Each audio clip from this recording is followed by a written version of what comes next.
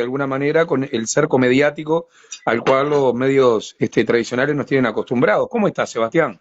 Bueno, bien, contento de participar hoy en la transmisión que ustedes están llevando adelante con tremendo éxito en las últimas semanas y bueno, recién llegando del Parlamento con la actividad que se realizó por parte de la presidenta de la Bien, Asamblea General de asunción de la responsabilidad del Estado, ¿verdad? Mucha bien. gente, mucha emoción ahí, mucha bronca también acumulada. Y estaba muy frío, mucha gente se quedó afuera, pero lo siguió en la pantalla gigante que estaba en la Plaza Primero de Mayo. Y adentro del Salón de los Pasos Perdidos, los familiares, sobre todo en primera fila, y también integrantes de familiares y de desaparecidos estuvieron presentes allí escuchando las dos intervenciones, ¿verdad? Pero la verdad fue un momento muy emocionante y también mucha bronca contenida por parte de la gente al no estar ahí el presidente de la República. Y también con el final, cuando la vicepresidenta Argimón pide a la gente que arrime información, seguramente no era ahí que tenía que pedir que se arrimara información, sino que tiene que ser en algún otro lado. Pero bueno, ya hablaremos de Sin eso. lugar a dudas. Sin lugar a dudas, Sebastián, y es doloroso el glorioso ejército oriental, ver, digamos, cómo van muriendo con información sobre orientales desaparecidos, un ejército que tendría que estar al servicio de la República, tendrían que ser guardianes de la patria y terminan siendo los cobardes escondidos. Como estuvieron en el acto del obelisco, escondidos en los cuarteles, hoy los vemos también escondidos, con la información escondida bajo el colchón. Vaya el saludo muy grande para todos los familiares que están buscando a sus fallecidos, a sus queridos hijos, a sus padres, a sus hermanos. Vaya un fuerte abrazo de toda la gente de estas redes sociales y bueno, y muchas gracias por recordarnos la actividad, Sebastián, que vale mucho, vale mucho. Sí, sí, la verdad, como decía ahí Natalia, una vergüenza lo del presidente no hacerse presente. Esto incluso no es que sea la única lectura, pero la vicepresidenta por lo menos estuvo ahí, escuchó. Ujú. Al presidente ni siquiera le dio la cara para hacerse presente, para escuchar lo que tenía para decir la familiar de Tassino, que fue la que que hizo uso de la palabra. Y bueno, esas ausencias, viste, que te marcan de qué lado de la mecha estás, ¿no? De qué lado de la historia te vas a encontrar y se va a acordar de ti el Sí, futuro, ¿no? sí, Sebastián, ¿sabés qué? Te cuento brevemente antes de comenzar la charla de lo que nos atañe y seguramente los compañeros que están ahí también. Nosotros los que militamos en redes estamos acostumbrados a una serie de frases y hay una novedad de frases como por ejemplo nombrar los vuelos de la vida o bueno, situaciones terribles de ese tipo, ¿no? Del negacionismo y de los representantes de la crueldad, con los cuales debatimos, estamos acostumbrados a escuchar las cosas más crueles por acá, Sebastián. Nosotros creímos que el presidente iba a estar del lado del pueblo, del lado de la vida, del lado del amor familiar, y sin embargo nos quedamos con ese debe que la historia lo va a terminar juzgando. En definitiva, al igual que esos oficiales y soldados que tienen información, ¿no? Al día de hoy y no la entregan, la historia, sin lugar a dudas, los va a condenar, Sebastián. No tengo dudas, Eh, sí. La verdad que eh, la ausencia fue la nota más impactante, porque aparte hoy de mañana estuvo en el departamento de San José, no es que no estuviera en Uruguay. También era una imagen muy fuerte, ¿no? Era la vicepresidenta y el viceministro de Relaciones Exteriores, que miraba con cara de no sé qué estoy haciendo aquí. Yo estaba a un costadito, pude ver un poco las reacciones corporales, no me senté porque preferí quedarme parado a un costado y veía la gestualidad de las dos autoridades del Estado que representaron al Estado uruguayo ahí y era muy fuerte, la verdad. La vicepresidenta un poco lo trató de canalizar con su discurso, donde el Estado uruguayo asumió la responsabilidad por la condena de la Corte Interamericana de Derechos Humanos. Y la otra, el subsecretario Albertoni, que es viceministro de Relaciones Exteriores de la Cancillería, un poco ahí quietito, sin saber mucho qué hacer. Pero bueno, el acompañamiento también de la gente fue muy fuerte hacia Karina Tassino, que fue la que hizo la intervención por parte de los familiares, ¿verdad? Y fue muy fuerte y la verdad, si pasamos raya de esto, la ausencia del presidente de la República marca todo un tipo de persona, ¿no? Marca un tipo Sí, sí. de moral ante esta situación. Ni que hablar la ausencia de cabildo abierto, Uf, o lo que dijo el líder de Cabildo, que es como asesinarlas de vuelta a las gurisas, ¿no? A los que somos compañeros, los que nos sentimos tupamaros, es como volverlas a matar de vuelta, ¿no? Y eso sí. es muy fuerte, la verdad.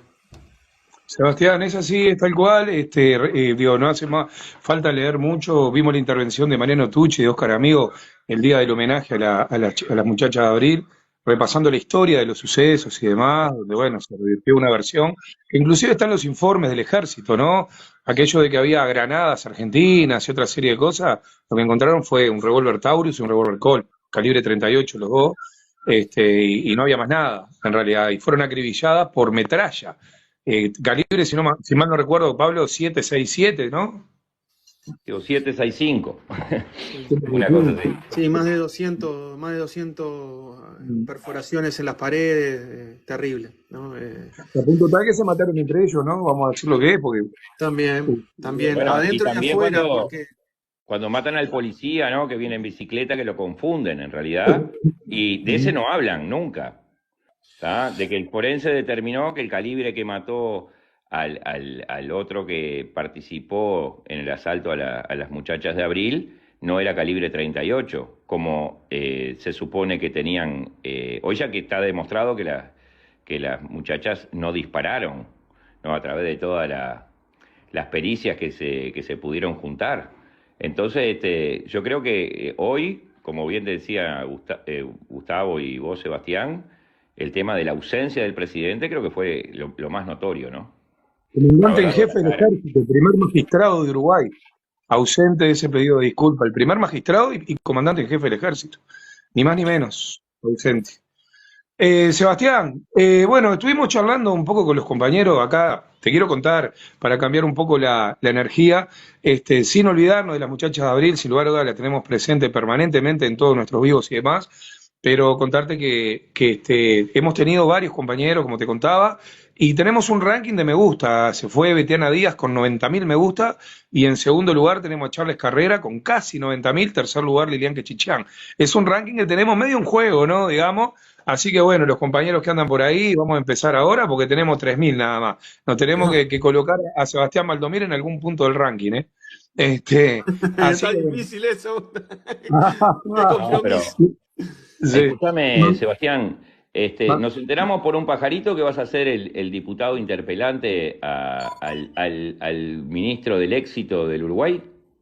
Sí, el 28 de junio, miércoles 28 a las 10 de la mañana, vamos a interpelar al ministro del Interior, a Heber, que hoy parece que salió en la prensa que, bueno, está pensando en dejar el ministerio. Estamos seguros que por lo menos hasta el miércoles 28 va a esperar, pero aparentemente va a dejar el Ministerio del Interior pronto, porque tiene que ir a hacer campaña política con su lista, la 71, ¿verdad? No. Sí, sí. ¿Ese es el argumento? Y ¿Decís? bueno, el argumento que sale hoy en el semanario de los jueves, sí, es que es ese que bueno, que está enlazado también con la salida de la actividad política y su procesamiento, el ex senador Penades, que bueno, todos sabemos que está enfrentando una formalización por abuso sexual de menores.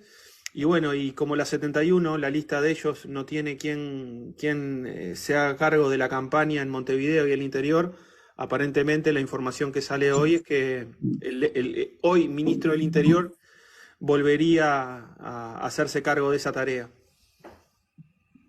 Es Bueno, decir, amigos son los amigos. no sé qué Somos contestarte, amigos hace Sebastián. 30 años, yo le creo. Somos amigos hace 30 años, yo le creo, dijo uno. Y bueno, eso habla de del mismo lado de la moral, la misma vara de moral con la que el presidente marcó su ausencia hoy en el Parlamento de los uruguayos. Así que bueno. Bueno, Sebastián, contarte que tenemos una encuesta en Facebook, que estamos saliendo en simultáneo en Facebook y en TikTok. En Facebook hay una encuesta que dice si te sentís más seguro con este gobierno o no. Y en TikTok también, a los compañeros que quieran ir marcando su respuesta, vamos a ver al final, ¿nos sentimos más seguros? ¿Tiene un plan el gobierno? Nosotros los uruguayos, el pueblo, ¿notamos un plan? Cuando vamos a laburar de mañana y cuando tenemos que caminar a la parada, cuando tenemos que ir a cobrar la jubilación y demás, ¿realmente vemos un plan? ¿Vemos que estamos más seguros? Contestanos acá en TikTok y contestanos en Facebook, así lo vamos viendo. Por otro lado, vamos a ir mandando, perdoná este seguidillo, así después no interrumpimos, Sebastián. Vamos a mandar saludos a los comités, a las ollas populares que queremos, los lugares donde somos al final del vivo. Seguramente Marita, como siempre, va a subir y va a leer, pero bueno, los saludos a los comités de base de todo el país y de países extranjeros, donde también hay comités de base, las ollas populares, los barrios, los rincones de nuestra patria, todos los pagos del interior. Así que bueno, vamos poniendo así, vamos relevando esto mismo. Sebastián, ¿cómo estamos con la seguridad en Uruguay? ¿Qué es lo que está pasando? Bueno, lo que está pasando me parece que son dos problemas. El primer problema principal es que el gobierno tiene una negación, el gobierno actual tiene una negación absoluta de lo que estaba viviendo la gente en los barrios, en los territorios, en los departamentos. Porque vamos a ser sinceros, siempre hubo sensación de inseguridad en nuestra gente, porque es una gente tranquila, porque en definitiva se sabe que en nuestro país, luego de la fractura social enorme de la crisis del 2002 y de lo que fue los gobiernos de la década de los 90, no solo la pobreza que nos dejaron esos gobiernos blanco y colorado, sino la desigualdad sobre todo, generó una amplia zona de nuestra población por fuera de los bienes y de las políticas sociales. Tengamos en cuenta que los gurises que nacieron en el 2001-2002 hoy tienen 21 años, y muchas veces cuando se señala a la fuente de la inseguridad, bueno, habla de los jóvenes, los que no tienen laburo, tenemos un 25% de desempleo juvenil, tenemos más de casi un millón de personas en el clearing que no pueden acceder a un préstamo, a un crédito. Y eso no sucede por nada. Sucede sobre todo con una cantidad enorme de condiciones para que crezcan las bandas criminales, para que crezcan también las fuentes de gente que no tiene mucha esperanza de cómo salir adelante y que muchas veces en su barrio, porque lamentablemente también hay que tener claro que la inseguridad golpea más en los barrios más trabajadores y en los barrios más humildes, que esa gente hoy se sienta absolutamente desprotegida e insegura. ¿Y el gobierno qué le responde a eso? El gobierno me refiero al secretario de Presidencia, al ministro del Interior, pero también al propio presidente Lacalle Pou.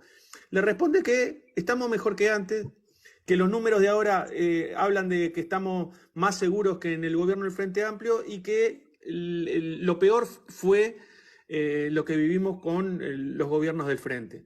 Y la gente, la verdad, quiere sentirse segura hoy, quiere poder salir a la calle y estar tranquila cuando vuelve de trabajar, cuando un hijo o una hija va al liceo, va a la UTU. Ahora sucede que se meten hasta para dentro de las escuelas y la gente no tiene la seguridad de dejar a los gurises, a los chiquilines en una escuela. Y tenemos que escuchar que el presidente del CODICEN, Robert Silva, diga: yo la verdad que nunca recuerdo que haya pasado esto. Y que esto no se puede prever, dijo la directora interina de primaria. ¿Cómo no se puede prever cuando los padres, los maestros, los profesores están pidiendo desde hace meses que se refuerce el programa Comunidad Educativa Segura? ¿Por qué? Porque han habido balaceras, porque han habido peleas afuera de los liceos, y lo que quieren es que haya un poco más de presencia a la hora de salida de los gurises. Yo me acuerdo, siempre pongo este ejemplo porque la verdad que a mí me marcó mucho. Yo era profesor de UTU en Paso de la Arena, y uno de los grupos que tenía a mi cargo era el de peluquería. Y las chiquilinas, que venían de ahí, del barrio de enfrente, un barrio del Plan Juntos, con mucho esfuerzo se compraban la planchita, se compraban el secador, las tijeras que valían.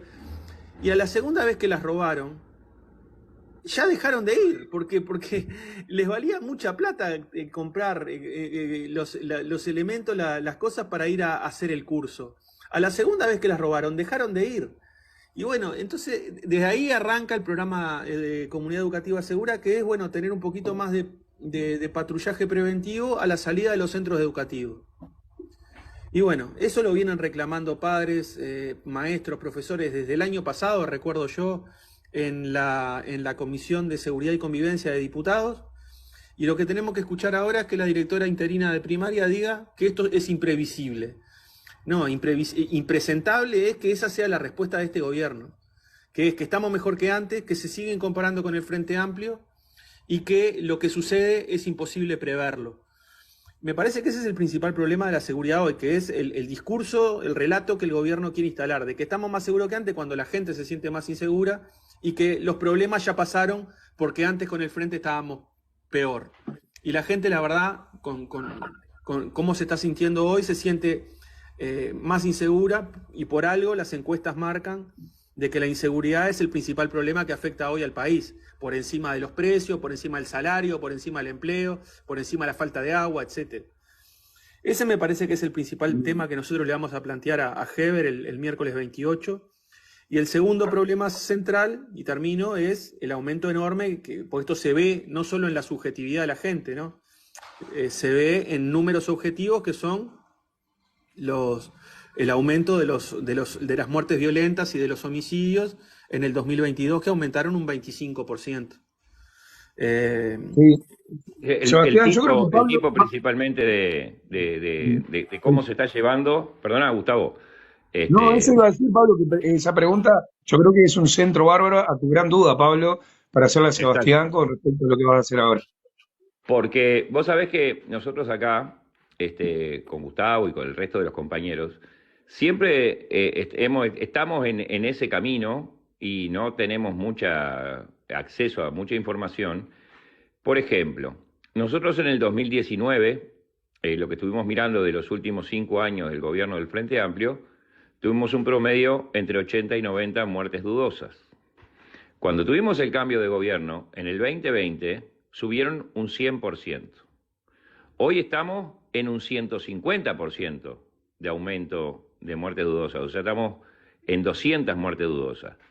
La pregunta de los 10.000 millones, Sebastián, es, carátula en Fiscalía de muerte dudosa no existe, o sea que en algún momento le tienen que cambiar la carátula, así sea homicidio, suicidio, y dentro de los homicidios, qué tipo de homicidio fue, ¿no?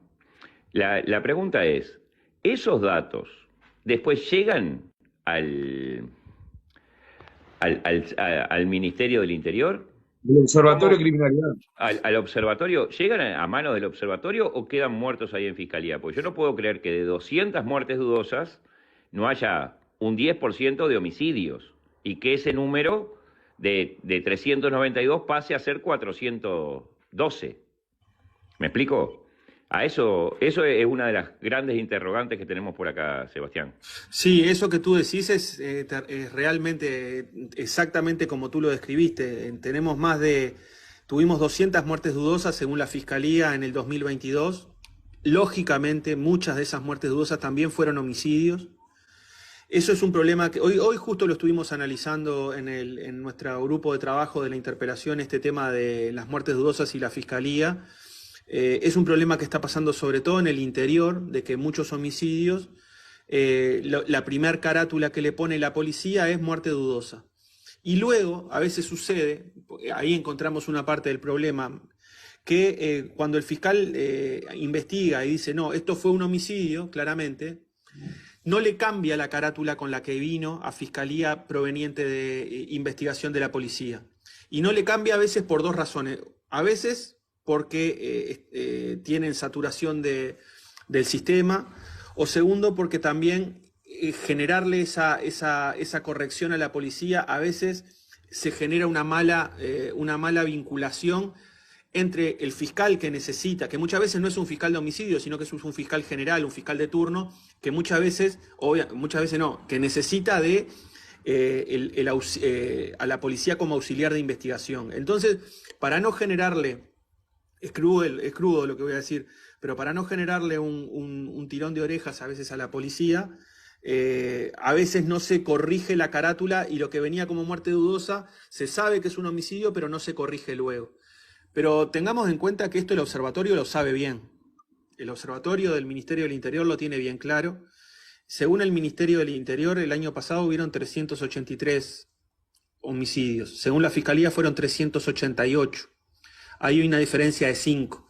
Pero ahí le tenemos que agregar lo que tú bien mencionás, que son las 200 muertes dudosas, y seguramente estamos arriba, o estuvimos en el año 2022, arriba de los 400 o 410 homicidios. Porque claramente muchas de esas muertes dudosas también fueron homicidios. Bueno, y ahí hay claramente, es mucho más que los 393 homicidios que hubieron en el 2019, último año del Frente, y estaríamos muy cerca de lo que fue el año con mayor cantidad de homicidios, que fue el 2018, con 420. Si no me equivoco, 416 o 420. Entonces, el tema de las muertes dudosas, claramente no hay forma de errarle. Empiezan a aumentar fuertemente a partir del 2020, justo cuando cambia el gobierno y cuando asume el Ministerio del Interior el fallecido Larrañaga. Primero tuvimos un 50% de aumento, luego pasamos a un 100% y hoy estamos más arriba del 100% del aumento de las muertes dudosas. Y eso es un dato objetivo. Nosotros se lo vamos a preguntar, porque claramente acá lo que está pasando es que están colocando como muerte dudosa cosas que son homicidios. Y por eso los números que les dan, que para ellos están bien, pero para nosotros son terribles, porque un 25% de aumento de un año al otro es una crisis de seguridad enorme, ¿no?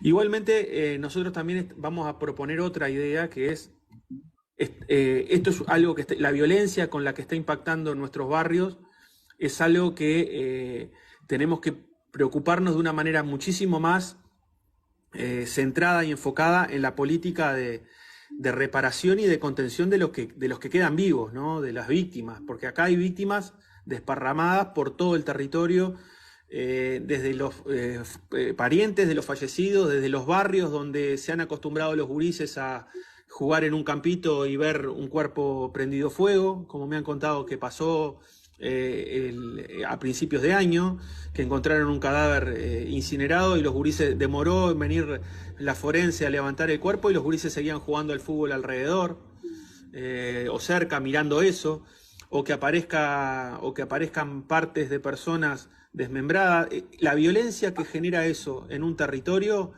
es algo que hay que empezar a atacar y a proteger, porque son nuestros gurises, las gurisas, la familia, gente trabajadora, gente humilde, que necesita contención, que necesita apoyo psicológico, que necesita acceso a la justicia, acceso a la política social. Y eso no tiene que ver con la policía, no tiene que ver solo con la policía, tiene que ver con la justicia, tiene que ver con el MIDES, tiene que ver con el INAU, tiene que ver con la educación pública de nuestro país. Y eso es lo que estamos viendo, que es la seña de este gobierno, que el Estado se retiró de los barrios. Ya no hay SOCAT, ya no hay jóvenes en red, ya no hay espacios de contención a las familias que están en situación de vulnerabilidad. Todo se cambió por una app y por un mensaje por WhatsApp. Y bueno, y eso es el resultado de eso lo estamos viviendo hoy, ¿verdad? Y la verdad que es terrible, porque en un país como el nuestro, que produce alimentos para 30 millones de habitantes, que haya gente pasando hambre y que haya ausencia de políticas sociales cuando somos poquitos y podríamos todos vivir de una manera digna, que haya miles de personas en esta situación sometidas a la violencia del hambre, del desempleo y de la violencia criminal, también es terrible, y es el principal saldo que este gobierno le va a dejar a la sociedad uruguaya luego que se vaya, ¿verdad? Exactamente. Inclusive, con el tema como bien decías tú, yo estuve revisando que si tú vas 18 meses para atrás a partir de este momento, no hay registros en los anteriores 10 años del gobierno del Frente Amplio del nivel de violencia. Por ejemplo, vamos simplemente a basarnos en los últimos 15 días. Apareció una muchacha en Rivera dentro de una volqueta, asesinada y prendida a fuego. El que estaban buscando como presunto homicida del trabajador de Tata, maniatado, prendido fuego y con un tiro en la cabeza. En Tala apareció uno adentro de una tina descuartizado. Creo que en el cerro aparece otra persona en una zanja, maniatado, un tiro en la cabeza y prendido fuego. Esto de los últimos 15 días estamos hablando, ¿no? Sí, es así. Creo que ese nivel, no sé, yo me estuve fijando para atrás, yo soy medio de los que busca mucha cosa, y no hay registro en un plazo de, no sé, de un año lo que pasó acá en 2 meses, ¿no? No, la verdad que es impactante, ¿no? Yo ayer miraba también, por ejemplo, en una portada de un noticiero, de un informativo de las 7 de la tarde, las primeras 5 noticias, 4 eran sobre homicidios. Y la violencia con que está sucediendo todo. El ministro también cometió una cosa que fue terrible. Obviamente que tú mencionaste el caso del trabajador de Tata. Una terrible tragedia, un trabajador, pero ¿cuántos trabajadores perdieron la vida hoy, en este año, ¿no? Y el ministro no hizo una conferencia de prensa por cada una de esas muertes. Y todas tienen que ser resueltas. Y los datos que nos dan desde el Ministerio del Interior... Se te cortó, Seba.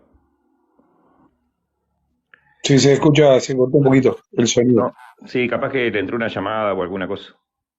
Puede ser, sí, puede ser. Mientras No, tanto, sí, problema de conexión, me aparece acá un simbolito que está con mala sí. conexión. Hola, Sí. hola. Ahora sí. Ahora sí. Bien. Sí, llegó un mensaje ahí. Y lo que decía es que, bueno, que el ministro no hace una conferencia de prensa cada vez que aparece un homicidio de estas características, pero bueno, fue tanto el impacto que generó en un barrio de la costa de Montevideo, que también marca las preocupaciones del ministro, ¿no? Porque cuánta gente ha perdido su vida. Pero, Sebastián, ¿Sí? el muchacho y la muchacha que estaban en la parada del ómnibus, que los mataron a los dos en una balacera entre narcos, yo no vi una conferencia de prensa de esos dos muchachos jovencitos. ¿Me explico? Sí. Está bien determinado lo que tú decís. Fue en el Parque Rodó, causa determinada conmoción, salimos a dar una conferencia de prensa. Sería justo que en todos los casos hubiera una conferencia de prensa, ¿no? ¿Sabés lo que encontramos también haciendo el trabajo, preparando la interpelación? Que ya lleva más de un mes, ¿no? Que la estamos preparando. Encontramos que entre todas las reuniones y las asambleas por seguridad que los vecinos convocan o que los vecinos están armando desde el año pasado, nosotros estamos teniendo como un índice, una sistematización de todas las reuniones de vecinos preocupados por la inseguridad de su barrio. Tenemos más de 80 reuniones identificadas. Encontramos que un mes antes de lo que pasó ahí en el supermercado Tata, un mes antes los vecinos de esa zona del Parque Rodó habían realizado una actividad preocupados por la inseguridad y pedían mayor patrullaje en el barrio. Un mes antes. Entonces, cuando el ministro dice hay cosas que no se pueden prevenir o hay cosas que no se pueden prever, no, es terrible esa respuesta, porque los propios vecinos están diciendo muchas veces, che, falta algo acá mirá que se está complicando. Entonces, otra cosa es que el ministro no lo pueda hacer, que esté desbordado, que no le encuentre la vuelta. Pues entonces, lo que tiene que decir es eso. No le encuentro la vuelta a esto, no le encuentro explicación, no sé cómo vamos a salir de esta situación. Pero no, lo que dice el gobierno es, estamos mejor que antes. Sí. Entonces, ahí hay una disociación tan grande entre la sensación de la gente y la respuesta del gobierno, que es escandalosa a esta altura, ¿verdad? Y decís, Sí, Sebastián, aparte... Dale, Gustavo, dale vos. No, que quería comentar una cosa nada más, que digo, yo creo que de todos estos crímenes, nosotros tenemos el caso de la década del 90 de Pablo Goncalves, que fue un caso que fue sonado, icónico, y algunos homicidios. Me refiero puntualmente al mojón de criminalidad que hemos tenido en algunos momentos, ¿no? Tristemente para la familia de las personas muertas. Pero hoy por hoy nos estamos acostumbrando los ciudadanos a que nada nos asusta. Ya no es como antes, que por ahí vos escuchabas que habían quemado a uno, y te alertabas y te alarmabas y sentías terror por tu familia y demás, porque hoy por hoy es tan habitual que ya ha pasado a ser parte del paisaje noticioso. Y todos tenemos algún caso que nos ha marcado, a mí particularmente el de la niña que estaba haciendo los deberes y le agarró una bala perdida, digo, fue algo que demostró a la sociedad que nadie está libre, que no solamente aquel que está en la delincuencia muere por un tiro en un barrio, sino que una niña haciendo los deberes en la mesa de su casa termina muerta por una bala perdida. Y de eso el ministro, por supuesto que no va a dar explicaciones, ni mucho menos. En su plan no está eso, ¿verdad, Sebastián? Y no, esperemos que igualmente que algo de información nos dé, ¿no? Porque el Frente Amplio ya lo interpeló el año pasado en el Senado. No cambió nada, vemos que estamos peor que antes. Ahí decía Blanca, una usuaria, decía, no le perdonamos el éxito. Y eso es lo que el ministro deja. Deja un conjunto de frases, ¿no? Un conjunto de expresiones que en un momento te pueden causar gracia, pero hoy dan vergüenza, ¿no? No le perdonamos el éxito, o que volvieron las carteras al barrio. Bueno, eso es lo que deja Heber en su gestión al frente del Ministerio del Interior. Y la verdad que es terrible. Yo entiendo que nosotros como Frente Amplio tenemos que hacer esta interpelación para pedirle explicaciones y para ver cuánta gente está apoyando hoy al ministro, ¿no? Pero bueno, muchas cosas también están pasando en otro nivel, lo que tiene que ver con las ollas, lo que tiene que ver con la persecución a los jóvenes, lo que tiene que ver con el proyecto Arasatí y el agua en el Uruguay, son todas cosas gravísimas y bueno, estamos como adormecidos con esta situación de la violencia que impacta a todo nivel, ¿no? Impacta en nuestras familias, impacta en los barrios trabajadores, en los barrios del centro de Montevideo, en todos los departamentos. Mirá, yo encontré cosas como que, por ejemplo, en el 2022 los hurtos en Tacuarembó aumentaron un 60%, o que en Soriano aumentaron un 50%, o que las rapiñas sin contar Maldonado sin contar Montevideo y Canelones, las rapiñas son los hurtos violentos, aumentaron un 10% en el 2022. Pero claro, son maneras de mirar los números distintas como los presenta el ministerio. Yo me pongo a mirar, bueno, qué pasa en el territorio puntual, en Montevideo, en Canelones, en un departamento como Artigas, como Salto. En Salto aumentó todo, aumentaron los hurtos, las rapiñas y los homicidios. ¿Quién puede sostener de que ese departamento está más seguro que antes? Se aumenta todo. Sí, Sebastián, ¿sabés que el otro día escuchaba una radio argentina, una radio de Entre Ríos, que decía que algunos comercios uruguayos son un excelente botín para algunas bandas criminales argentinas, inclusive por la diferencia cambiaria, incluso hasta en eso se estaba tratando del lado argentino, a nivel de una radio, a nivel periodístico, esa conjetura, ¿no? De que casualmente se da eso también. Te cuento, Sebastián, que la dinámica del vivo tiene que ver con que nosotros, por supuesto, nos definimos como un medio de izquierda, pero también hay gente que es de derecha, que nos escucha, que viene, que están presentes con mucho respeto, escuchando una línea de pensamiento que no es la de ellos, y tenemos de los otros que eso, bueno, por supuesto que no tienen espacio en nuestros vivos. Pero nos pasa que subimos, compañero, a charlar contigo, con el invitado, en realidad, que no sabemos lo que van a preguntar, en realidad. Es lo que llamamos el contacto directo con nuestro representante, Sebastián. Yo no sé si en este momento tenemos a alguien, al Indio. El Indio está en Brasil, Sebastián. Bienvenido, Polo. Vamos arriba. ¿Qué haces? Hola. Hola, ¿me escucha bien? Te escuchamos perfectamente. Perfecto. Yo los escucho un poco bajo, pero está. Sebastián, ¿cuál es la propuesta del Frente para atacar este problema de raíz? Porque yo lo que veo un poco es que si bien han cambiado algunas cosas, bastantes cosas, en relación a los jefes policiales, que se trajeron a los viejos jefes policiales, y se desarmó una política de Estado que venía desde la época creo que de Jorge Valle, y este gobierno ha hecho un desastre en esa materia. Yo tengo dos reflexiones para hacerte. Una de ellas es la siguiente. Nosotros en el 2006 intentamos con una ONG hacer un proyecto que se llamaba Consejos Permanentes para la No Violencia Activa, que suponían hacer grupos de trabajo en las escuelas, en los centros de estudio, con los padres, los estudiantes, los docentes, es decir, hacer grupos horizontales donde se discutiera cuál era la causa de los enfrentamientos, las peleas que hay dentro de los colegios, y se buscara la forma con algún profesional de este, buscar soluciones dialogadas, digamos, a nivel social, ¿no? Bueno, lamentablemente el Ministerio de Cultura no nos apoyó.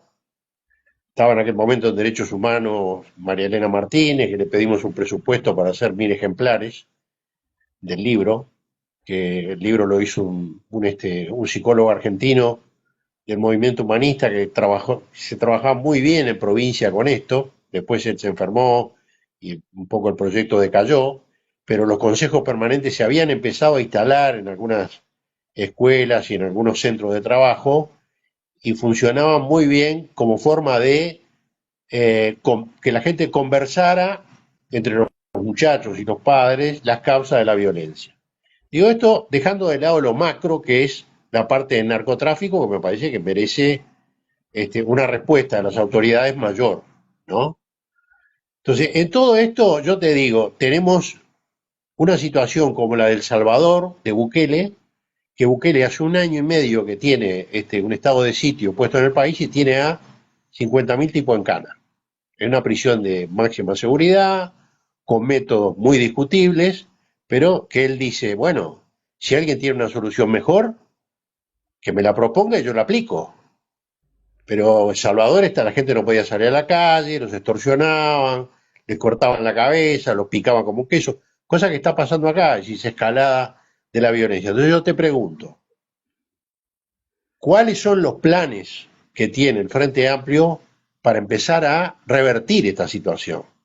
Porque es una situación que la causa no es solamente el hambre, es multicausal, es la gente que no puede acceder a comprar su ropa de marca, está entreverado el Claro. tema de la droga, o sea, no es solamente la gente que le falta un plato de comida, porque si fuera así, repartíamos comida y se terminaba el asunto, pero vos repartís comida y el asunto sigue. Está Entonces, clarísimo. Sí, sí. ¿cuáles son las propuestas?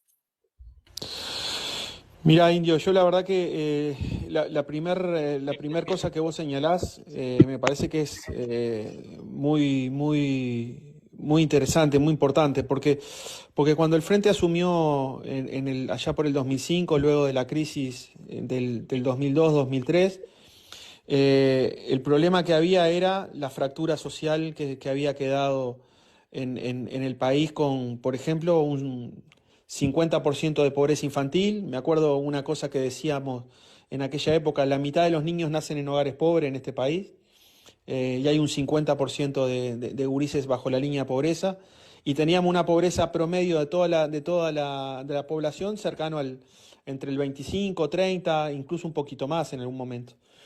Pero yo entiendo que la izquierda, y particularmente el Frente Amplio, no se quedó solo con esa idea de que, bueno, la pobreza es el germen del delito, porque en definitiva nosotros avanzamos un poco más y entendemos que es la desigualdad, la- el origen de estas situaciones de fractura y violencia en los territorios y en los barrios. Eh, Evidentemente que este gobierno tenía un plan específico para atacar lo que habían sido los periodos del Frente Amplio, y tenían las políticas sociales, la política focalizada en la infancia, las políticas focalizadas sobre todo a nivel de la juventud, la tenía entre ceja y ceja, y lo que hicieron fue desmantelar lo que el Frente Amplio había tratado de coordinar a través del MIDES.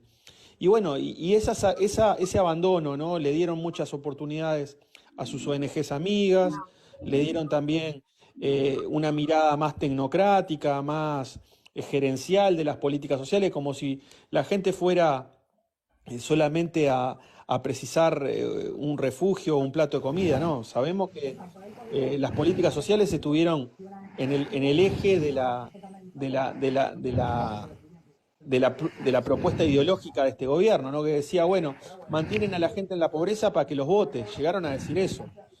Y bueno, la respuesta para adelante es que, viendo lo que sucedió lo que está sucediendo en este cuarto año de gobierno de la calle, es que cuando vos abandonás los barrios y abandonás y dejás gente tirada al costado, y bueno, la violencia se multiplica por diferentes lugares. Yo hoy mencionaba lo de la gente endeudada. ¿Sabés lo que está pasando en algunos barrios? Cuando una persona no accede a un préstamo o a un crédito, termina pidiendo plata al narco del barrio, porque tiene que pagar los remedios, porque tiene que pagar la luz, porque tiene que pagar el alquiler, porque tiene que comprar algo para los gurises a la escuela. Y esa situación, ¿por qué se da? Porque hay gente que está viendo que la solución no se la proporciona ningún servicio social o ninguna política social. Entonces, lo primero que tendríamos que hacer nosotros es volver a estar presente allá donde la gente lo precisa, ¿no? Montevideo, Canelones, el interior, Artigas, todo el litoral, toda la frontera con el Brasil, que tiene niveles de pobreza por encima del promedio nacional. Bueno, ahí tiene que haber atención de salud, tiene que haber atención de salud mental, tiene que haber educación, tiene que haber deporte, tiene que haber cultura para los gurises, y tiene que haber una política social de primera. Bueno, y eso cuesta, sí, cuesta, pero nosotros si no lo hacemos, vamos a seguir en esta espiral de violencia que pensamos que la seguridad se consigue con más policía y con más penas, como hace Bukele en El Salvador. Acá ya hay algunos que son hinchas de Bukele, ¿no? Como Subía, que lo ha dicho. Yo creo que hay que meter a más gente para la cárcel. Hoy tenemos 15.000 personas detenidas, privadas de libertad, y él en algún momento discutiendo conmigo me dijo que tendría que haber 24.000. Bueno, con un sistema carcelario que no reforma a nadie, evidentemente que ahí lo que tenés es una bomba de tiempo, porque los que salen de ahí salen peor de cómo entraron. Entonces, creo que por ahí van dos cosas: un fuerte shock de políticas sociales y urbanas, sobre todo en los lugares donde más se necesita la presencia del Estado, atendiendo sobre todo a los gurises, a las madres y a la gente que hoy está por fuera del sistema, en todo sentido, por fuera del sistema de salud, por fuera del sistema de crédito, por fuera del laburo. Y ahí tiene que haber una pata, tiene que haber una segunda pata con respecto al tema del sistema penitenciario, ¿no? Donde vos no podés seguir metiendo gente pobre para dentro de las cárceles como si eso resolviera algo, porque eso no resuelve nada. Tiene que haber un mayor aporte, sobre todo, a la Fiscalía en la unidad de víctimas, porque nos van a dejar un país prendido fuego, y eso lo tenemos que asumir, de que vamos a tener gente que está rota emocionalmente, que tiene problemas de salud mental, que ya lo vemos. La cantidad de suicidios que tenemos en nuestro país, ¿a qué se debe eso? ¿Somos un país feliz o somos un país angustiado, triste y estresado? Bueno, los niveles de suicidio del Uruguay son muy altos con relación a la región. ¿A qué se debe eso? Entonces, vamos a tener que atender mucho lo que tiene que ver con salud mental, a las víctimas de la violencia, ¿no? A las víctimas de los hechos violentos, de las rapiñas, de los abusos, de los homicidios en los territorios, de las muertes violentas, lo que hablábamos hoy más temprano. Y tiene que haber como un periodo de sanación, ¿no? Es decir, empecemos a cuidar a nuestra gente, porque si no, nuestros jóvenes ya no tienen esperanza. Piensan que para comprarse un par de championes hay que ir a robar un hábitat o pegarle a un trabajador para sacarle un celular y venderlo. Así no hay esperanza y no hay proyecto que valga, ¿no? Yo no soy especialista en temas de seguridad, pero sí he estudiado temas relacionados con políticas sociales, políticas urbanas, y creo que tiene que haber también una fuerte apuesta en la juventud, y particularmente, termino con esto, Indio, en algo que me parece que está desparramado por todo lo largo y ancho del país, que son las escuelas y los liceos y UTU. Tenemos que poner mucho deporte en las escuelas, en los liceos de la UTU, para que los gurises puedan jugar ahí, que puedan tener entrenamiento, que puedan tener seguimiento nutricional, que puedan tener seguimiento de salud mental. Aplicar un sistema similar al que se hace en Brasil o Estados Unidos, en el cual si a vos te está yendo mal en las clases, bueno, hasta que no levantes la materia o hasta que no mejores las calificaciones, de repente no vas a tener tantas horas para jugar, ya sea básquetbol, fútbol, atletismo, handball, o todo lo que a nuestros gurises les gusta. Y meter mucho deporte en el sistema público de enseñanza, ¿no? Para que los gurises ahí pasen muchas horas, para que gasten energía, para que socialicen, para que liberen también la tensión con la que vienen.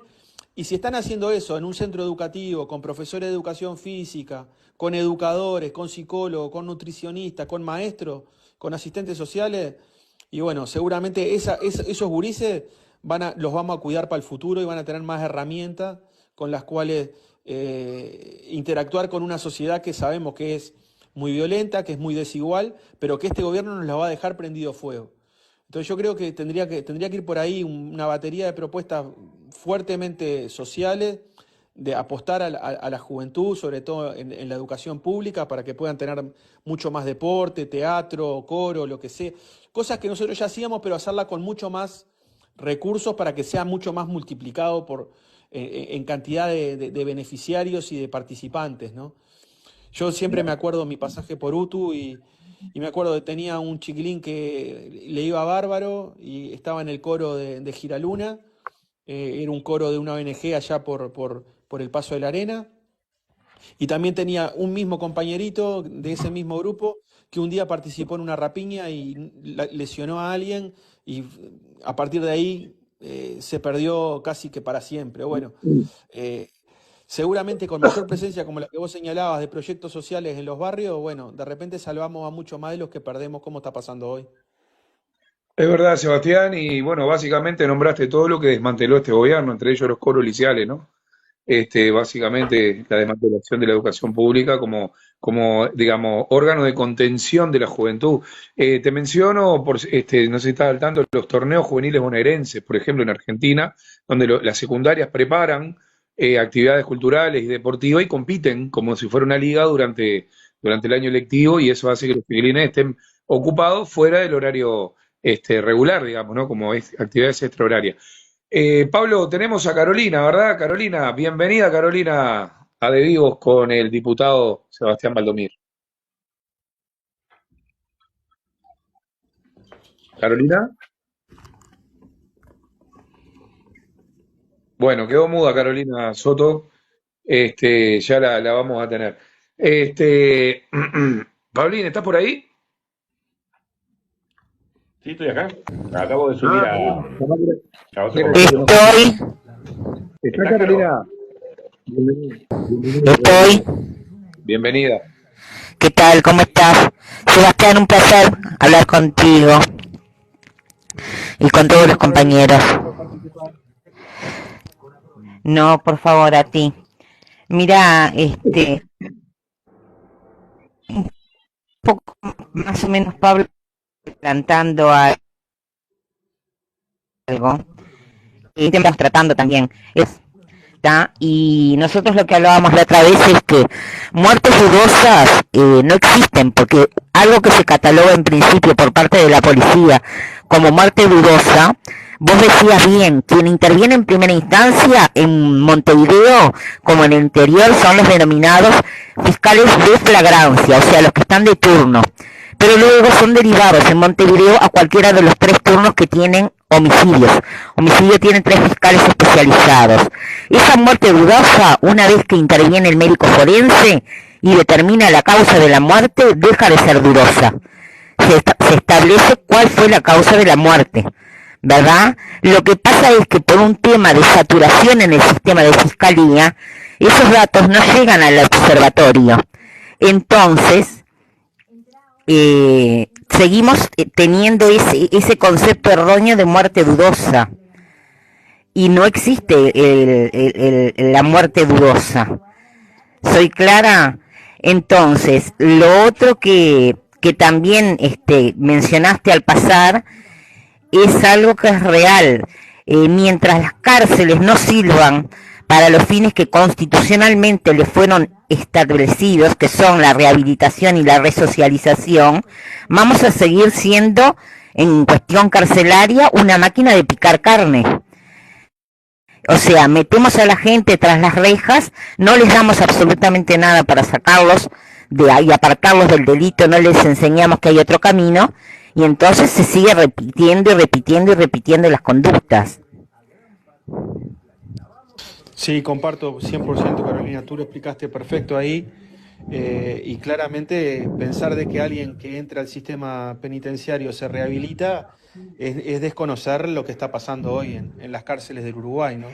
Hoy tenemos 15.000 personas privadas de libertad y no sé cuál es no sé cuánta gente puede salir mejor de cómo entró a una cárcel uruguaya, aún sabiendo con todos los recortes. Hoy leía un informe del alimento que entra a una cárcel, que no es lo que finalmente llega a los presos. Bueno, gente que tiene esa cotidianeidad de vulneración de sus propios derechos, cuando tiene que rehabilitarse sale peor de cómo entró, ¿no? Eso es, no hay otra conclusión posible que esa, ¿verdad? Pero aparte yo le robé al doctor Servini, en un libro que él publicó, Los procesos de descriminalización, una frase que para mí nos pinta por completo, y es que el delincuente ingresa con un bachillerato en delincuencia y egresa con un máster en delincuencia. ¿Qué? Porque el muchachito que por una tentativa de hurto, un hurto, o algo, se vicia del sistema carcelario, y el sistema carcelario no habla solamente de los privados de libertad, sino también de los funcionarios que atienden el sistema, y por eso es que se dice que egresa con un máster. Si no solucionamos eso, vamos a seguir cada vez peor. Entonces son varios los puntos a atacar. Particularmente como ciudadana, lo que me da lástima es que se les haya prometido a la ciudadanía uruguaya que se tenía la solución a todos los problemas, y ha quedado comprobado que no se ha solucionado nada. Lejos de solucionarse, ha empeorado.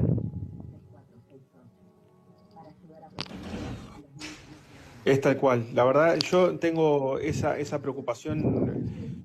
Yo también participo en la comisión de programa del Frente Amplio, y que es la que tiene que elaborar una propuesta para discutir en el Congreso sobre fin de este año del programa que va a llevar el Frente Amplio en las elecciones del año que viene a la ciudadanía como propuesta, y nos van a dejar un país hecho pedazos, ¿no? En llamas. Con una fractura enorme, y claro, nosotros vamos a tener que poner mucha cabeza, mucha organización social, como decía el Indio hoy más temprano. Es decir, vamos a precisar también de que haya también mucho voluntariado, mucha presencia de las organizaciones de base en los barrios, bueno, ayudando con los gurises, ayudando con la vivienda, ayudando con los merenderos, ayudando a todo nivel, ¿no? Para sacar una situación muy complicada desde lo social, ¿no? Adelante. Sin duda, pero son varias las causas. Hay que trabajar con la juventud, hay que trabajar a nivel de los barrios, hay que trabajar a nivel de sociedad para tratar de cambiar las cosas. Esto nos van a dejar de herencia, ellos que siempre hablan de la herencia maldita del FA, a nosotros nos van a dejar de herencia un país dinamitado en seguridad. Solo en seguridad, ni que hablar en otras áreas. Sí, es tal cual, compañera. Muchísimas gracias, Caro, por la pregunta, por la participación. Un placer recibirte.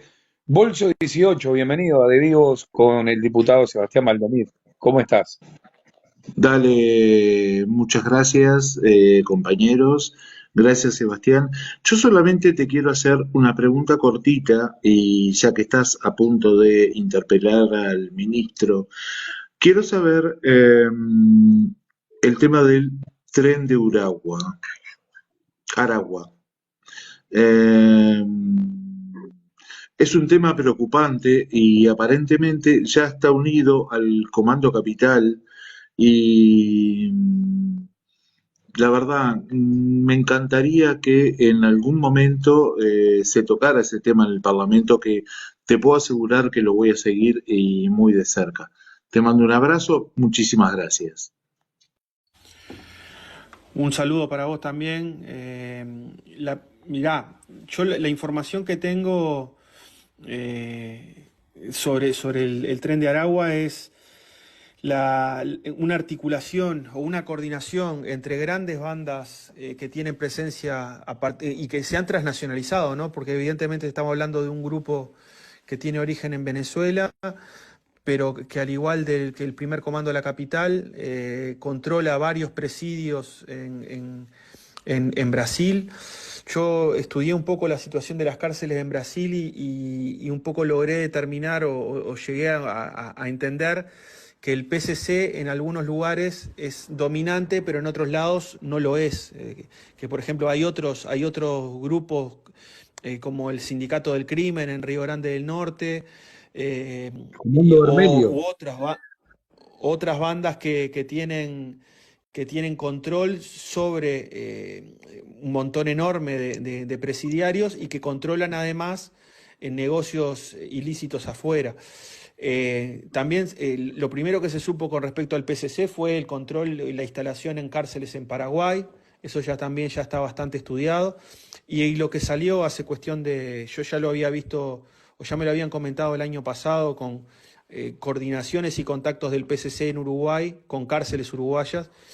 Y lo del Tren de Aragua se genera también como esa lógica de que cuando se instala también esa lógica de pegarle al microtráfico, ¿no? Que es lo que está muy instalado en el Uruguay hoy. Cerramos tantas bocas de pasta base, dice el ministro, dice el gobierno. Bueno, metemos gente que son dedicadas al narcomenudeo, pero que no son grandes narcotraficantes, que siguen estando vinculados a la actividad, estando privados de libertad, y deben recurrir a asociarse con los grupos dominantes para, por ejemplo, tener un lugar donde dormir, o para tener seguridad para que otro no venga y se pelee o lo lastime o lo mate, para tener comida, etcétera. Entonces, esa lógica del agrupamiento también en grandes grupos criminales que operan desde las cárceles se engloba con algo que yo creo que hasta ahora ha pasado desapercibido, que es la connivencia con autoridades de la policía. Porque, por ejemplo, que los presos tengan celulares o que tengan la posibilidad de mandar mensajes afuera, se coloca también en un control de lo que están afuera, de alguna manera cobrando deudas o llevando adelante el negocio que el que está detenido dejó.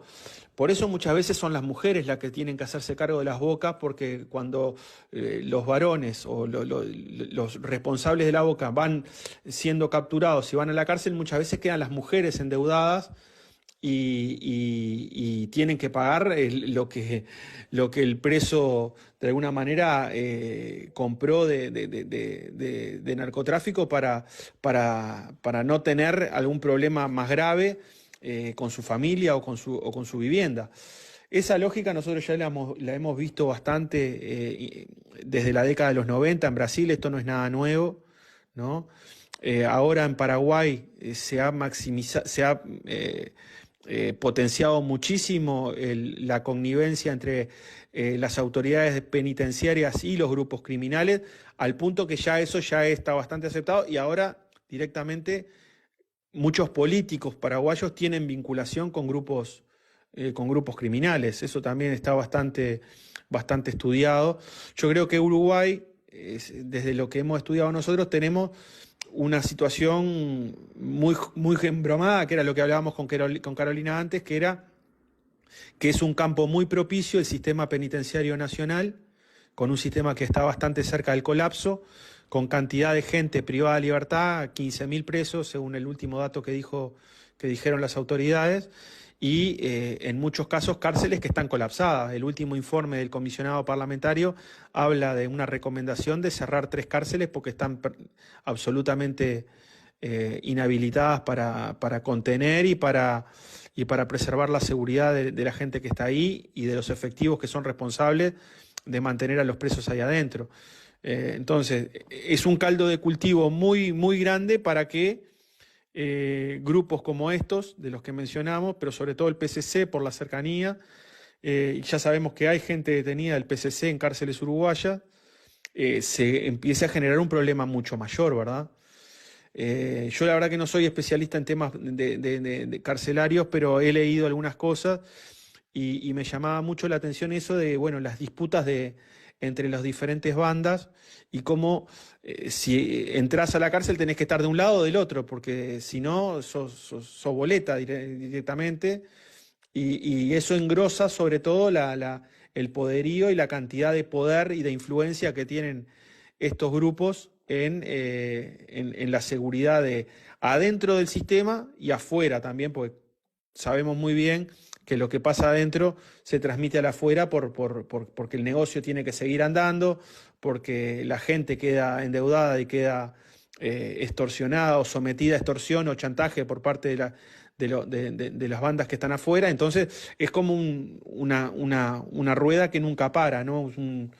Un sinfín de violencia que se va incrementando. Ese es un tema que yo creo que hay que estudiarlo bastante mejor, porque claramente que haya presencia, y sobre todo con la cantidad de personas que hoy están en centros de detención en Uruguay, hace que sea un caldo de cultivo enorme. Toda gente que no tiene trabajo, que no tiene rehabilitación, que no tiene actividades de esparcimiento dentro de la cárcel, y bueno, claramente son carne de cañón para estos grupos, ¿no? Para duda es un precio que el Estado uruguayo y la sociedad en su conjunto va a terminar pagando dentro de muy poco tiempo, porque esa gente cuando salga a integrarse a la sociedad va a salir potenciada, ¿no? Así que sin lugar a duda, Sebastián, me recuerda, yo le decía a Pablo el otro día, un documental que se llama Crónicas de una guerra particular, que es un documental del año 2000 en Brasil, que cuenta todo lo que estamos viendo hoy por hoy en Uruguay, increíblemente. Pablo, ¿a quién tenemos? ¿Marita Coni o Búho? Marita, Marita, ¿cómo estás, Marita? Bienvenida. hola, muchas gracias. Sebastián, muchas gracias por estar esta noche con nosotros compartiendo. Mi pregunta es la siguiente. Nosotros tenemos una juventud que va decayendo cada vez más por la falta de estudios, de posibilidades de trabajo, de un montón de circunstancias que hacen que caigan en una pobreza y en una situación de ruina que es imposible sacar. Yo me pregunto, los chicos que están en el INAU, los chicos que están en INISA, ¿tienen cuando están internados algún tipo de curso, de educación, aunque sea, no sé, se me ocurre macramé, por decir algo que se les enseñe para poder empezar a manejarse en su vida y no llegar a los 18 años esperando salir para delinquir porque no tienen de qué vivir? Porque esto de acomodar un poco la situación de los delitos, obviamente que va a llevar generaciones, porque no necesitamos solamente que estén presos, sino reeducarlos a ellos y a la familia, porque los chicos que están presos es porque su contexto familiar generalmente es grave. Entonces, si no le damos posibilidad también a la familia de estos gurises y a los gurises de que puedan tener un apoyo, una capacitación, un apoyo psicológico, un apoyo con un asistente social, alguien que los encamine, volvemos a los pasos atrás, porque es como, no sé cómo explicártelo, pero en realidad, cuando tú volvés en el inicio te enseñan algo, en el INAU, volvés a tu casa y tu padre te vuelve a decir, bueno, si no te des un mango, te reviento. Entonces tenés que volver a la calle y delinquir de vuelta. Entonces habría que tener, me parece a mí, una enseñanza para esa persona que está internada, pero también un apoyo para la familia para reeducarlos de que se puede vivir de otra manera que no sea delinquiendo. No sé, esa es mi pregunta, si es posible, si es probable, si está en la cabeza de alguien el intentarlo por lo menos. Te agradezco mucho la presencia y bajo. Gracias a vos, Marita, gracias por el saludo y también gracias por tu participación y por la pregunta. Mira, el año pasado en la rendición de cuentas, me acuerdo que nosotros trabajamos mucho con Betiana en la rendición de cuentas, con la diputada Betiana Díaz, que también ya estuvo en un vivo acá, organizado por Pablo y por Gustavo, y ella ha trabajado mucho el tema de la rendición de cuentas del INISA. y te digo la verdad, una de las cosas que ella denunció el año pasado, porque lo fuimos estudiando, ella lo fue estudiando, es que en muchos centros del INISA los gurises pasaban 23 horas en la celda y solamente salían 1 hora al patio, por ejemplo. ¿Por qué? Porque se habían cortado horas en los cursos de los educadores, se habían quitado horas también para la actividad física de los chiquilines. Hay una cosa que decía Rocco, que lo escribió recién ahí, yo lo vi, que también fue, nos llegó esa denuncia de que los chiquilines pasaban muchas veces con mucha medicación muy fuerte para tranquilizarlos y que él decía los empastillaban. Bueno, que había mucha presencia de psicofármacos en los chiquilines y eso sobre todo para mantenerlos contenidos, porque no había ningún tipo de propuesta o había muy poca propuesta socioeducativa para los chiquilines que están adolescentes o gurises grandes en un centro de detención 24 horas. Lamentablemente ahí también hay un recorte de las políticas educativas de este gobierno. Estamos teniendo en cuenta que esos chiquilines que están ahí porque se mandaron alguna macana, pero tienen toda una vida por delante. Y si la vida por delante que tienen es estar asociada a la violencia, evidentemente que hay un problema social enorme asociado a esos gurises, a sus familias, y también a que el Estado no le está dando una segunda oportunidad o una respuesta a estos gurises. Recuerdo muy bien la discusión que tuvimos el año pasado en la rendición de cuentas con la presidenta del INISA, que es de Cabildo Abierto. Los problemas de gestión que habían en el INISA llegaron a tal nivel de que terminaron sacando a la directora del Partido Nacional y la mandaron a otro lugar porque no se llevaba a la vicepresidenta, no se llevaban bien entre la vicepresidenta y la presidenta del INISA, perdón. Tuvieron que cambiar a la del Partido Nacional, creo que era Echeverri de apellido, y bueno, hicieron un movimiento para que por lo menos el directorio tuviera un clima de trabajo acorde, porque en definitiva los enormes problemas de gestión que nosotros denunciamos ahí también tenían una raíz de que ni siquiera las directoras se ponían de acuerdo del oficialismo en qué política llevar adelante. La directora del Frente Amplio del INISA ha estado denunciando estas cosas.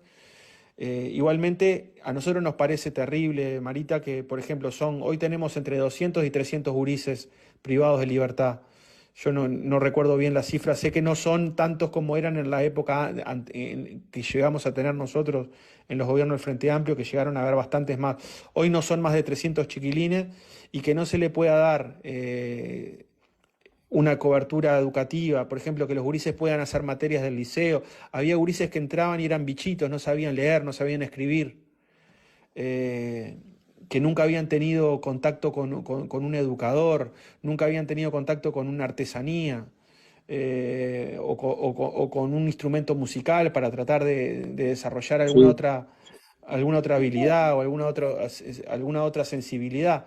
Bueno, tener ese grado de precariedad y ese grado de no respuesta y de violencia a 200, 250 chiquilines es un crimen, ¿no? Y bueno, eso nosotros lo denunciamos el año pasado. Betiana hizo un trabajo tremendo ahí el año pasado. Seguramente este año vamos a volver a insistir con el tema INISA, porque ahí claramente es uno de los puntos más claros de la desidia y la poca respuesta a este gobierno, ¿no? Si no pueden ayudar a 250, 300 gurises, ¿qué van a hacer con 15.000 presos? Sí, Y sin bueno, lugar a dudas. esa es la realidad que tenemos hoy.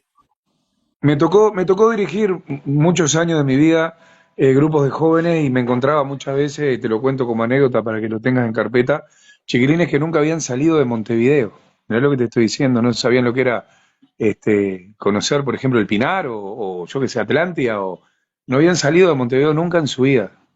Conocían su entorno, su barrio y poco más. Y qué importante, ¿no? Entre otras cosas, ver el mundo, ¿no? Ver que hay otras cosas, que existen otros horizontes, sin lugar a dudas. Búho, bienvenido, Búho. Paulín, tenemos el Búho.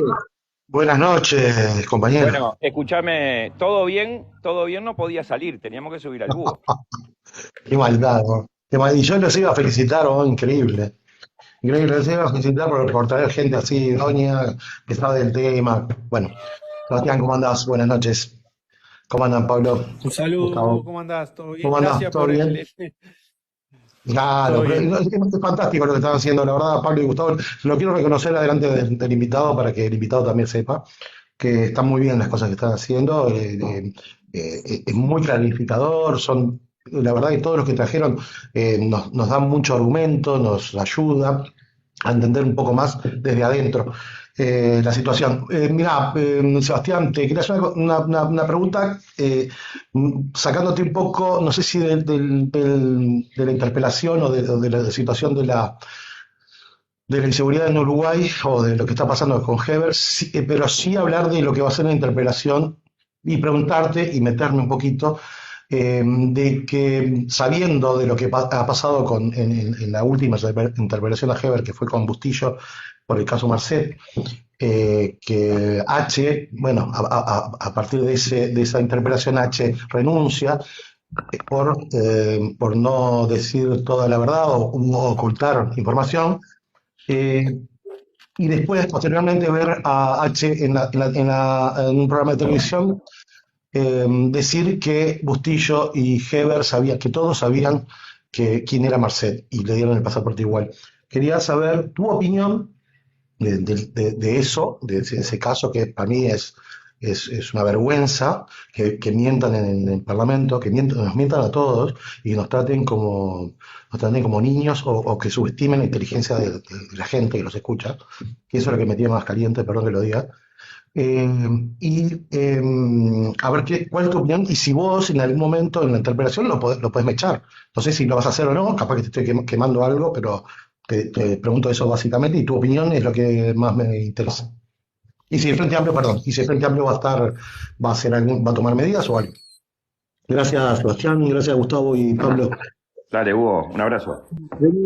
Búho, un abrazo grande. Arriba, Hugo. Mira, aprovecho antes de dejarte mi opinión con tu pregunta en felicitar a Gustavo y a Pablo, porque la verdad que cuando me llamaron y me hicieron la propuesta y la invitación, me explicaron y yo le digo, papá, es una idea tremenda porque es la posibilidad también de conversar y estar conectados y utilizar las nuevas tecnologías, de las nuevas redes sociales para romper lo que ellos decían al principio, ¿no? Eso del el cerco informativo, el cerco mediático. Así que felicitarlos también porque me han contado que ha tenido tremenda repercusión esta iniciativa de comunicación. Bueno, Nosotros muchísimas con gracias. respecto al Muchas gracias, muchas tema, gracias. arriba, ¿Qué pasó con la con respecto al cuenta, tema Sebastián? Después Marcet, al final no sé, te dijeron que Ya pasamos la factura. tengo el teléfono de la secretaria, está todo arreglado ya, Gustavo. está todo combinado. Con respecto al tema de la interpelación en la cual Carolina H. Mencionó el otro día, estaba claro que los cuatro estaban al tanto de lo que iban a decir. Se habían combinado con esconder la información y mentirle al Parlamento, eso quedó claro. Ese mismo día, esa interpelación fue allá por el mes de agosto del año pasado, y fíjate cómo son las cosas que termina explotando casi un año después, o admitiendo lo que ya todos sabíamos, que es que el subsecretario del Interior con la subsecretaria de Relaciones Exteriores, que era Carolina H. en aquel momento, ya sabían clarito que tenían a un gran narcotraficante como esta persona en custodia en una cárcel en Medio Oriente, que el pedido de detención era paraguaya, pero que levantando un teléfono, Uruguay podría haber llamado por medio de Interpol a las autoridades paraguayas pidiendo que lo mantuvieran retenido y que no se le podía dar un documento de viaje, porque con ese documento de viaje seguramente esa persona que estaba requerida por Paraguay iba a salir en libertad y nunca más iban a saber dónde estaban. Y eso fue exactamente lo que pasó. Cuando no hay peor admisión que lo que hacen los cuatro, o ahora los tres, que están al frente que siguen al frente del Ministerio del Interior y del Ministerio de Relaciones Exteriores, como son Bustillo, Heber y Maciel, que digan que esta persona tenía derecho a un pasaporte. No, no tenía derecho a nada. Si es una persona que está procurada internacionalmente, y vos sabés, porque eso lo admite Maciel cuando le manda un WhatsApp a Carolina H., es un narco peligroso, vos no le das un documento de viaje firmado por el servicio de identificación civil, que es una dependencia del Estado uruguayo, para que el tipo salga libre y vaya a saber a dónde va a parar. Es una señal inequívoca que en definitiva no tienen rumbo y no tienen idea de dónde están parados en materia de tratar con el gran narcotráfico. Porque aquí insisto con lo del principio, es muy fácil ir y cerrar una boca pasta base. Aparte van y tienen tanta poca vergüenza que te dicen, cerramos una y abren a las 2 cuadras a los 2 días. Entonces, claramente, si esa es la medida que ellos están llevando adelante y se les escapa un narco internacional al cual le dan un pasaporte, es claro que no tienen idea de dónde están parados. En esa oportunidad la única que pagó el pato fue la viceministra de Relaciones Exteriores, que renunció. Y ella lo que hace el otro día cuando la entrevistan en la televisión es deja en evidencia de que todos estaban al tanto de lo que les estaban preguntando y que se les escapó un narco, ¿no? Un gran narco. Y que le dieron un pasaporte. Y que le dieron un pasaporte para que se fuera. O sea, claro, habiendo otros mecanismos, porque vos le podías haber brindado también, no un pasaporte para liberarlo, sino también tenías la otra opción, que era darle un pasaporte transitorio para que pudiera regresar a Uruguay, como por ejemplo. Exacto, y que ahí lo tuvieras de alguna manera el tiempo suficiente para que Paraguay te hiciera el pedido de extradición o te hiciera el pedido de captura. O sea, tenían muchas chances, y lo que evidencia es que hay nula coordinación y que cuando se coordinan es para mentir. Nosotros le vamos a preguntar al ministro por qué se da esa ausencia, digamos, del combate al gran narcotráfico, o por qué no se están teniendo resultados. Yo sé que él me va a venir diciendo, bueno, cerramos tantas bocas de pasta base y de las 45 organizaciones delictivas que identificamos el año pasado en el Senado, ya desbaratamos 2, 3, 4 o 5. Yo sé que eso él me lo va a venir a decir, pero acá la prueba más clara la tienen que responder, por ejemplo, cuando detienen un cargamento de cocaína en el puerto, o cuando encuentran en un camión tantos kilos. El único que encuentran es al camionero, al que hizo el remito de la importación o de la exportación, pero la gran banda, el contador, el cabecilla de mandar un cargamento de drogas a Europa, ¿cuándo lo agarran? ¿A cuántos agarraron? ¿Cuánto éxito han tenido en lo que va de este periodo en el combate a los grandes narcotraficantes? Y le voy a preguntar también por el tema de Marcet, porque en definitiva, si ya lo tienen identificado, suponemos que tiene que tener un seguimiento. Le voy a preguntar concretamente qué investigación se está haciendo sobre esta persona, porque esta persona supuestamente era el fundador del PSU, del primer cártel uruguayo. Es alguien que además estuvo vinculado a una operación enorme en Paraguay, que encontró los vínculos con la muerte del fiscal, que lo mataron en Colombia, que encontraron los vínculos también con grandes cantidades de propiedades en Paraguay. Bueno, me imagino que han investigado si tiene vinculación con algún tipo de empresario o con algún tipo de actividad en Uruguay, porque la persona sigue siendo uruguaya. Entonces, a mí me llama mucho la atención, me extraña que hasta ahora nunca haya salido nada, como por ejemplo, bueno, cuáles son los bienes de Marcet en Uruguay, qué tipo de actividades, si tiene alguna actividad comercial acá, ¿no? ¿Quiénes son sus socios? Cuentas Bueno, bancarias. eso... ¿Hola? Sí, te escucho. No, ese tipo de vinculaciones, porque claramente no es un narco chiquito, ¿no? Ahora está bien, ya se les escapó, ya no saben dónde está. Bueno, Sí, lo han, sí, lo han seguido Sebastián. investigando. ¿Lo han No te investigado olvides un poco que... más, ¿no? ¿Han tratado de Sí, seguirle la sí, pista? Eso se lo vamos a sí, preguntar sí. también. Sí. Una de las cosas que, la desfachatez, ¿no? De Marcef, de firmar los ladrillos, ¿no? De cocaína, que exportaba, lo firmaba con la sigla de su cártel, ¿no? Tenían cuando eran decomisados encontraban eso mismo. Me acuerdo de lo que decía el comisario Guarteche en su momento, de que todo esto iba a detonar en el momento en que empezaran a encontrarse laboratorios de producción de droga en Uruguay, ¿no? Está más que claro que el mercado uruguayo no es tentador para ningún cártel internacional, sino que lo tentador acá es el puerto, el aeropuerto y la frontera seca con Brasil, ¿no es cierto? Pero bueno, ¿cómo está? ¿Vos tenés alguna información sobre, digamos, el posible establecimiento de algún laboratorio a nivel de nuestro territorio? ¿O se sospecha en algún caso de eso, Sebastián? Se lo preguntamos a Heber eso el año pasado. Él dijo que bueno, que había algún indicio de laboratorios de cocaína rosada, pero que él no podía dar mucha más información porque eran líneas que se estaban investigando, pero que no había como mucho avance en eso. Se lo vamos a preguntar también, porque aparte está en un acta. Se lo preguntamos en la rendición de cuentas del año pasado. Lo otro es que cuando hablamos de gran narcotráfico, hablamos de tres cosas sobre todo, ¿no? De la ruta del dinero, ¿no? Nosotros sabemos que los controles para el lavado de activos fue algo que se aflojó con la LUC, ¿se acuerdan? ¿No? Con el tema de la posibilidad de andar con Sí, pagos en efectivo sin decir de dónde viene la plata. Bueno, eso es algo que este gobierno habilitó, sí, la sí. LUC. Hasta 100.000 dólares. No hay controles del lavado de activos. Es más, las propias autoridades y jerarcas de la CENACLAF, de la Secretaría para la Persecución al Lavado de Activos, han dicho que no tienen recursos, que no se hacen todos los controles que se deberían.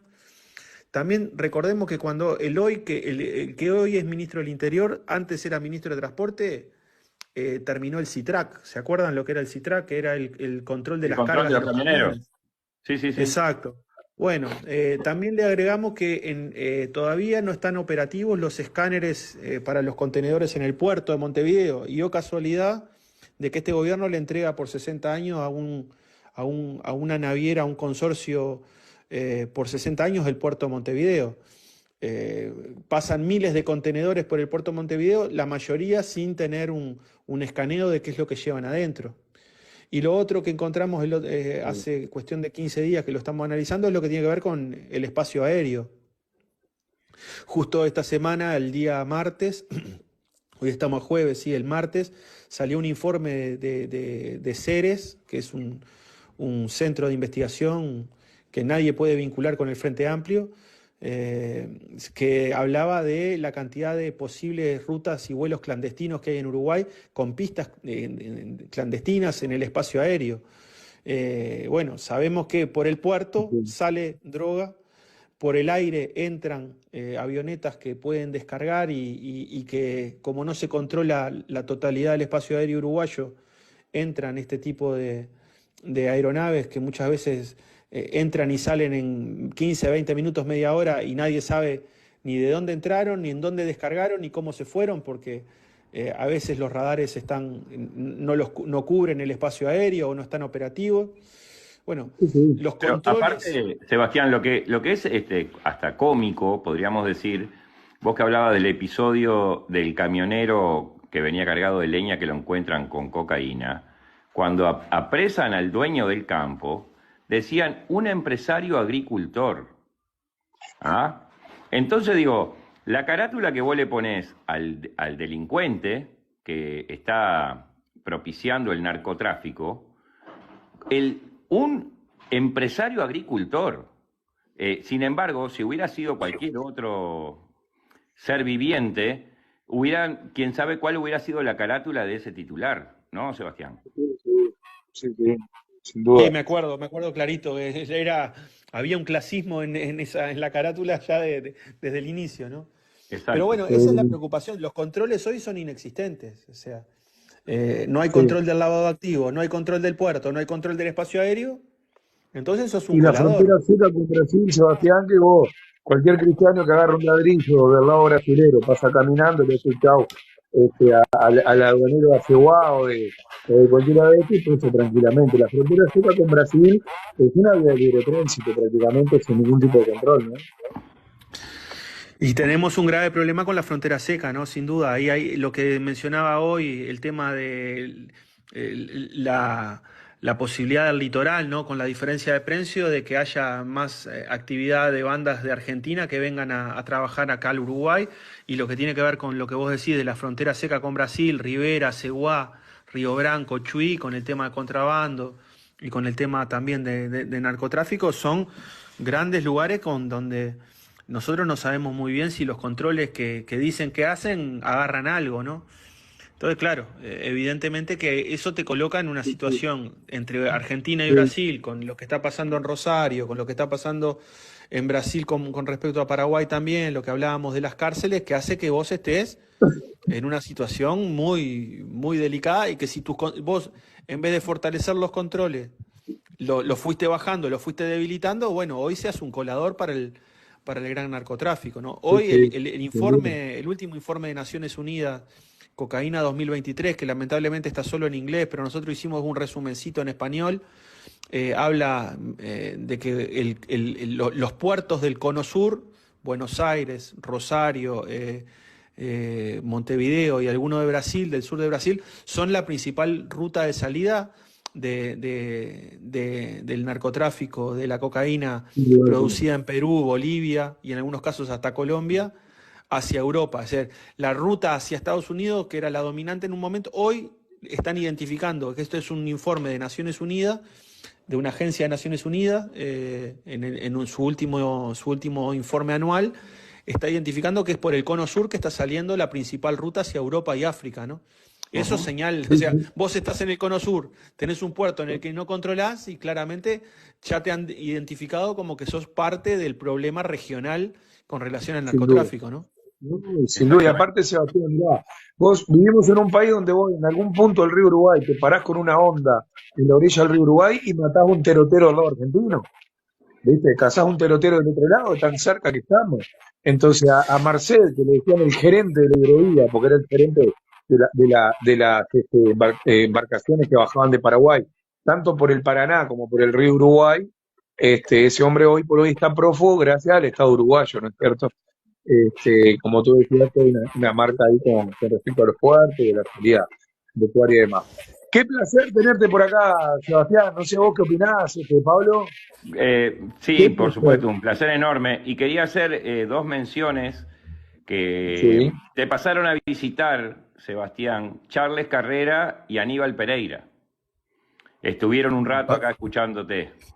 Ajá, mirá, pasaron por Este, acá para meter oreja. sí, Dos sí, grandes, capaz Aníbal que, Chávez. sí, es que nosotros tenemos nuestros controladores secretos, ¿viste? Te decimos vos en No, este caso porque y te voy a decir este, otra cosa, Sebastián. Tenemos que caer por Rocha porque estamos invitados a comer un asado con el compañero Aníbal Pereira allá, así que Ah, bueno, me y sumo. de Yo ahí me sumo. Es más, pasadita, les hago de chofer si quieren, ¿eh? salimos en caravana, Sebastián, y aparte tenemos que pasar por el Flaco de los Santos, que también lo comprometimos con unos churrascos por el camino, así ah, que Está bien.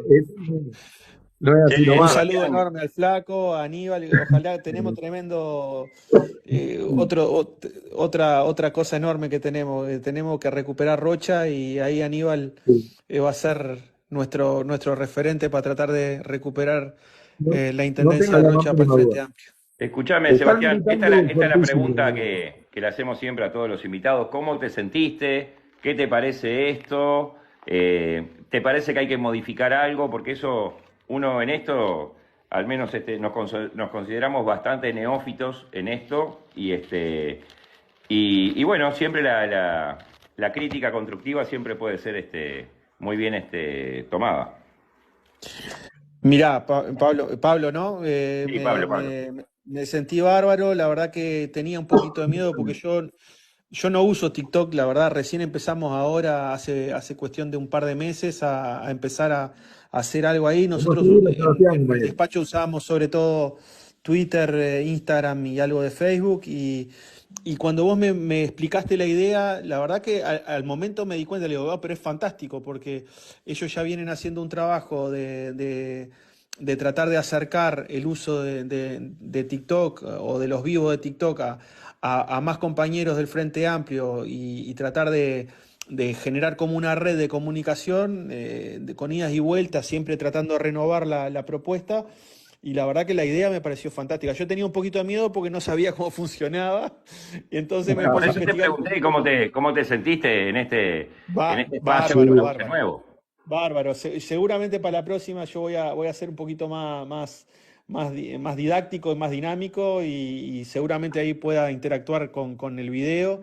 Pero la verdad que me sentí bárbaro y les agradezco muchísimo por la mano que me dieron y que nos dieron para tratar de conversar con gente que se subió al vivo sobre la interpelación y sobre todo lo que hablamos hoy. Así que agradecerles muchísimo por la invitación.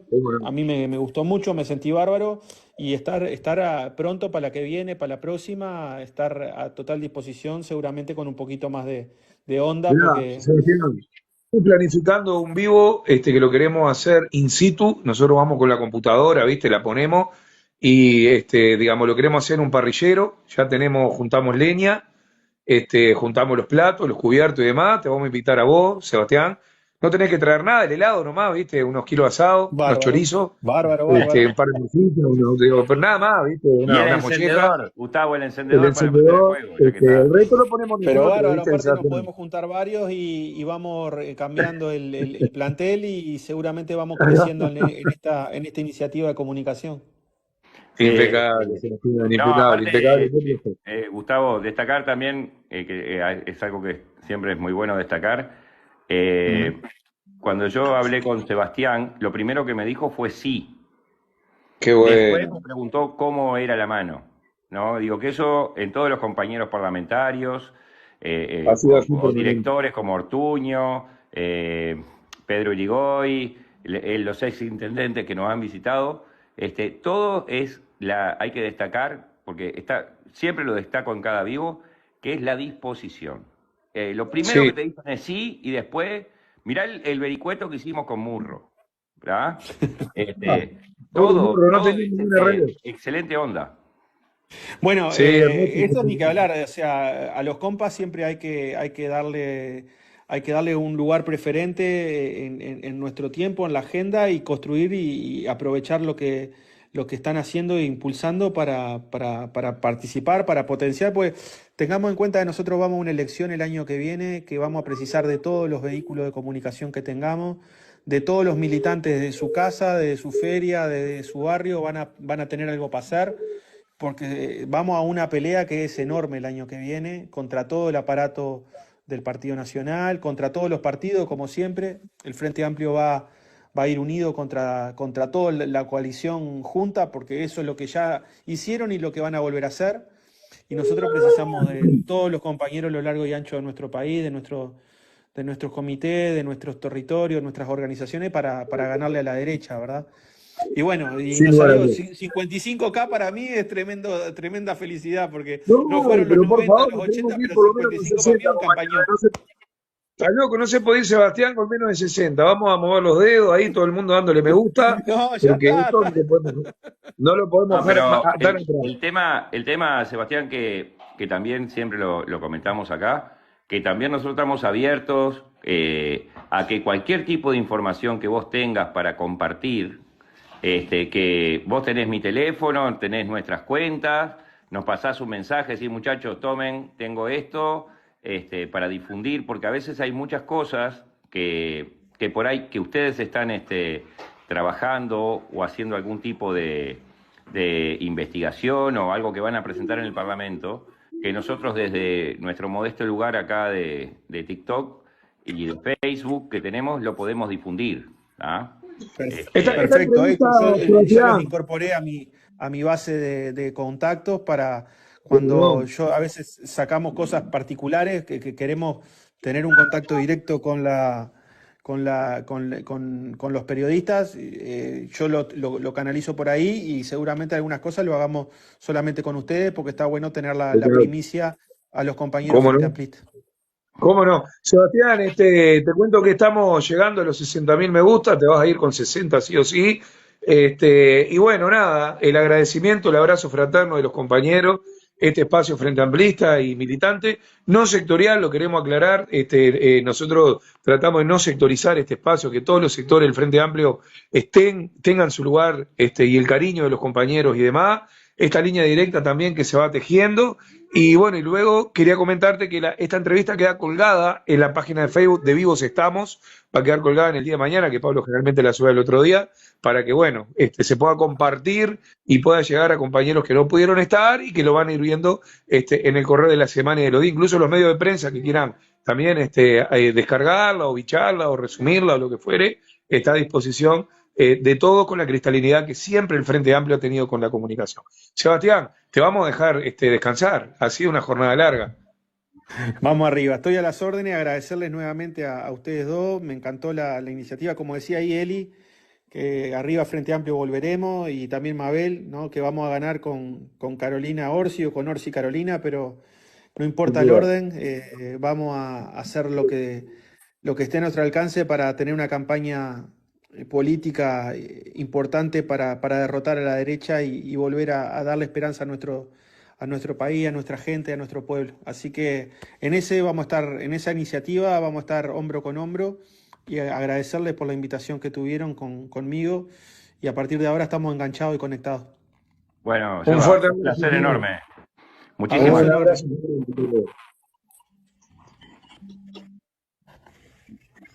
Bueno, la verdad que un placer, Pablo. La verdad que esto ha sido Sí, maravilloso. No sé si querés subir un par de compañeros para hacer un breve after, debatir un poco el cortito. tema de lo que fue vivo. Vamos a subir ¿Te algunos parece? compañeros, a ver, porque no tengo nadie para subir. A ver si alguno quiere subirlo un par de Ahora minutitos, avisando a ver que unos 10 empiezan a minutitos, venir. porque después, Sí, si es queremos tiempo dormir de la adentro, patrona. sería interesante. Muy bueno, Hay muy helada, bueno, ¿sí? che. Che, está frío afuera, pero está caliente el corazón. No, una boludez, dije. Escuchá, vos, buenísimo, buenísimo esto. Lo agarré un poquito pasado, pero estuvo